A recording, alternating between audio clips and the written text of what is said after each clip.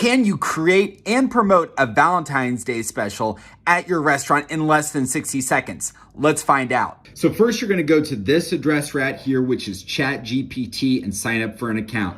Let's check the time, what it is right now. It is 12:11 right now. So in less than 5 minutes, we're gonna do this. I'm gonna type generate 5 creative names for a Valentine's Day special at Court's Coffee Shop. And so right in front of us, it's gonna generate those out. Now that it's given us those, I'm gonna write add more description to the love latte because I wanna see what that's gonna do. And so right here, it's giving me instructions on everything that's gonna be included. I can use this for the website or anything else. Now that I have this, I wanna write 3 Instagram posts with hashtags, including Kansas City specific hashtags. Let's see what it does.